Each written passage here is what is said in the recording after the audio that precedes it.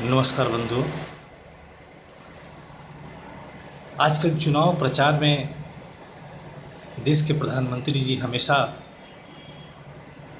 दो शब्दों का विशेष इस्तेमाल करते हैं। एक नक्सल और दूसरा अर्बन नक्सल। क्या कभी देश की मीडिया ने पूछा कि नक्सल का मतलब क्या होता है? क्या देश की मीडिया ने ये पूछा कि अर्बन नक्सल का मतलब क्या होता है? तो देश की जनता को मैं ये बताना चाहता हूं कि नरेंद्र मोदी नक्सल किसको कहते हैं, अर्बन नक्सल किसको कहते हैं। शहर में रहने वाले पढ़े लिखे बुद्धिजीवी समाज के चिंतकों को ये अर्बन नक्सल कहते हैं। रिटायर्ड आईएएस अधिकारी, रिटायर्ड आईपीएस अधिकारी, रिटायर्ड जज, रिटायर्ड स्कूल का प्रिंसिपल, कॉलेज का principal, retired doctor, practising doctor, लेखक, चिंतक, समाज सेवी, इतिहासकार, कवि, यानी जो समाज का पढ़ा लिखा तबका है, जो समाज का अगुआ तबका है, जिसे राजनीति भी समझ में आती है, सरकार की नीति भी समझ में आती है, सरकार की योजनाएं भी समझ में आती हैं और आने वाले समय में सरकार किस गलत नीतियों के भरोसे आगे बढ़ेगी, यानी कि सरकार के हर दांव को जो समझ पाते हैं, जो पढ़े लिखा तबका है, जो शहरों में रहता है, वो छात्र है जो सिविल सर्विसेज की तैयारी करता है, कंपटीशन की तैयारी करता है, वो भी शहर में रहता है। वो कोचिंग का जो तैयारी करता है बच्चा,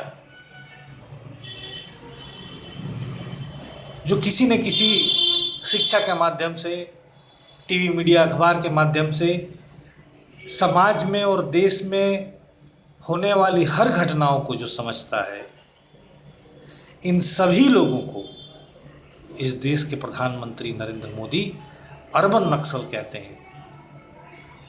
उनका कहने का मतलब है कि जो पढ़ी लिखी जनता है वो सभी जो शहरों में रहती है वो अर्बन नक्सल है। अब जब आप 2024 के चुनाव चल रहे हैं और चुनाव के दौरान समझदार लोगों को, बुद्धिजीवी लोगों को, चिंतक लोगों को, राष्ट्र प्रेमी लोगों को, देश प्रेमी लोगों को ये अर्बन नक्सल कहता है, तो ये एक बहुत ही निंदनीय बात है कि पढ़े लिखे जागरूक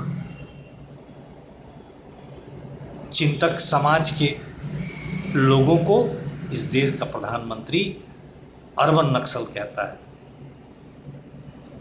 दूसरी तरफ नक्सल किसको कहता है?